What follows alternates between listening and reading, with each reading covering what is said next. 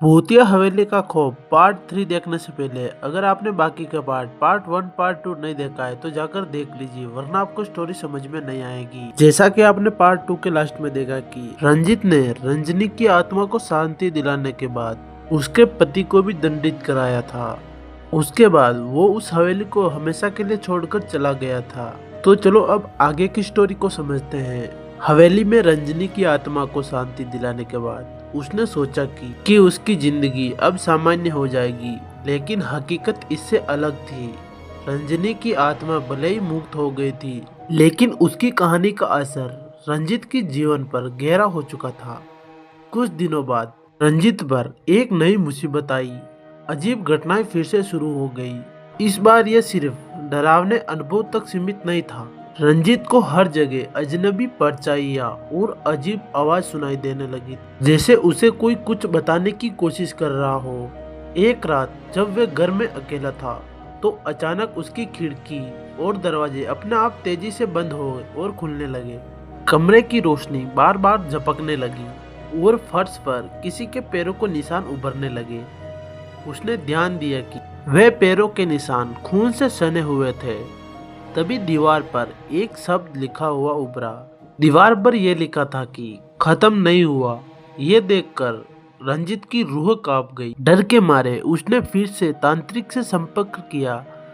उन्होंने कहा कि यह संभव है कि रंजनी की कहानी खत्म नहीं हुई हो। उसकी आत्मा ने भले ही शांति पा ली हो, लेकिन जिन लोगों ने उस पर अत्याचार किया उनके पापों का हिसाब अभी बाकी था। तांत्रिक ने फिर से उसे सुझाव दिया कि उसे उस हवेली का इतिहास को गहराई से जानना होगा। वहाँ शायद कुछ ऐसा था जो अब तक छुपा हुआ था। रंजित ने गांव के कुछ बुजुर्गों से दोबारा बात की। इस बार उन्होंने रंजित को एक नई जानकारी दी। रंजनी का पति अकेला नहीं था।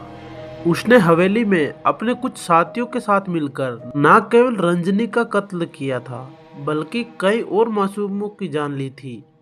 हवेली के तहखाने में उन लोगों के शव छुपाए गए थे।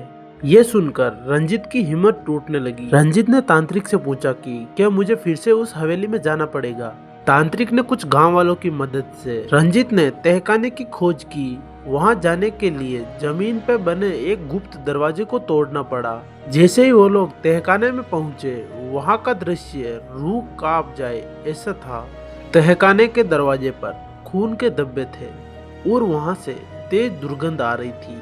हमें वहां कंकाल मिले, जिनमें से कई कंकाल बच्चों के थे। ये देखकर हर कोई सहम गया। तांत्रिक ने बताया कि इन आत्माओं को भी शांति दिलानी होगी, वरना उनकी बेचैनी मुझे और इस गांव को तबाह कर देगी। तांत्रिक ने एक बड़े यज्ञ की तैयारी की। इस बार यज्ञ सिर्फ आत्माओं को शांति देने के लिए नहीं था, बल्कि उस हवेली को हमेशा के लिए मुक्त करने के लिए था। यज्ञ की रात हवेली में एक तरफ हलचल मच गई। आत्माओं की चीखें, रोने की आवाजें और हवा में घुली अजीब सी गंध का माहौल और डरावना बना रही थी। तांत्रिक ने जोर जोर से मंत्र पढ़ा। तभी अचानक हवेली की दीवारों पर खून की धाराएं बहने लगी और एक गहरी गूंज सुनाई दी, अब सब खत्म करो। घंटों की मेहनत और मंत्रोच्चार के बाद धीरे धीरे हवेली शांत होने लगी। सभी आत्माओं ने मुक्ति होकर विदा ली। तांत्रिक ने रंजित को बताया कि अब ये हवेली पूरी तरह से खाली और शांति में है। उस रात के बाद रंजित ने हमेशा के लिए उस गांव को छोड़ दिया। रंजित अपने जीवन को एक नई दिशा दी, लेकिन हवेली की यादें, रंजनी की मदद और उन आत्माओं का संघर्ष रंजित के जीवन का एक हिस्सा बन गया। आज भी जब रंजित इस कहानी को सुनाता है तो ये केवल डरावनी नहीं लगती, बल्कि एक सीख देती है कि पाप और अन्याय कभी छुप नहीं सकते। उनका हिसाब किसी न किसी रूप में जरूर होता है। तो दोस्तों, ये था भूतिया हवेली का खौफ पार्ट 3। अगर आपको पार्ट 4 चाहिए तो कमेंट में जरूर बताएं।